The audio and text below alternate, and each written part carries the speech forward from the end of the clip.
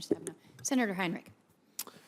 Thank you, Madam Chair. Ms. Plowfield, I didn't catch exactly what you said, but in some of your earlier responses, you mentioned that this administration intends to keep its promises in the Indian country, and that hasn't always been the case in the past. But I want to ask you, how do you square that with the administration's proposed FY19 budget that takes your program from $18 million back down to $10 million?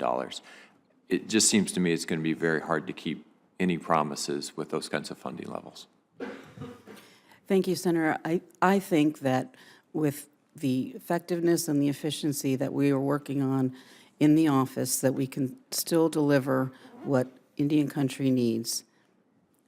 I would just tell you, I hope that those of us on this committee vehemently disagree with that. The need does not begin to be met even at the $18 million funding level. So to say you're just going to be more efficient with half of that is, I think, just doesn't recognize the scale of the problem. Mr. Greek, I wanted to ask you, I was looking at a map of your service territory, and part of it looks a lot like Tri-State, and I know there's some relationship there. What's the nature of the legal relationship with Tri-State? Tri-State is one of our members. Thank you for the question, Senator. And we have what amounts to a power purchase agreement and a long-term wholesale supply agreement with them, and that's the nature of our relationship.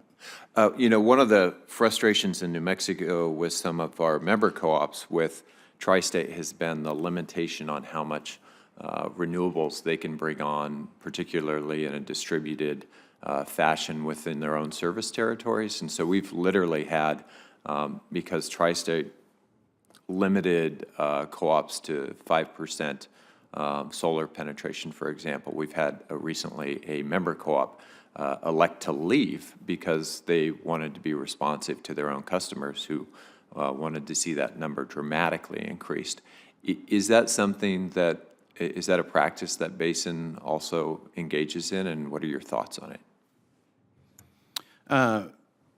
So Tri-State has its own set of policies and approaches to issues like that. Basin does as well. We do have all requirements contracts with our members. The basic principle upon which we're founded is that we all throw in together and we all do for the whole. Sometimes that works directly to your advantage, sometimes it does not. There's sort of a cooperative element to the cooperative structure. The challenge that we face, and I won't speak for Tri-State, but the challenge that we face sometimes is that there are desired new developments that don't necessarily meet a specific need that we have today. And so there's a little bit of, are others willing to subsidize an investment that maybe doesn't have to be made at this point in time, or in a technology that others might say is not as cost effective as the other options out there. I think that's the debate in the conversation, and I think that's what you're referring to. Obviously, there's an interstate piece to this as well, but at a time when the rest of the state was moving towards portfolio standards that were substantially higher, there's a lot of view in the state that when you have a co-op that's willing to step up and invest in their own generation, and particularly clean generation, that should be supported.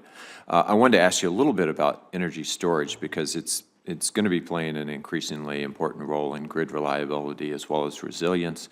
We've seen battery storage prices, at least lithium ion, decline by 80% between 2010 and 2017.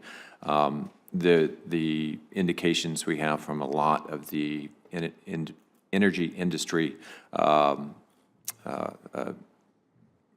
journalists and industry websites out there are saying that peaker plants may no longer, gas-fired peaker plants may no longer will be competitive in 4 to 5 years, and in some places are actually being outcompeted today by that technology. So I wanted to ask you broadly with regard to just the utility industry, and then also with regard to co-ops.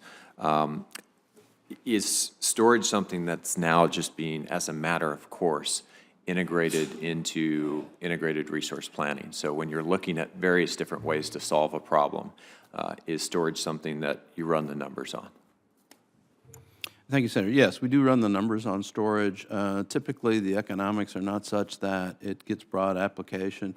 We do share the view that somewhere in the future, we do believe that that will be the case, that that will continue to be a declining cost technology.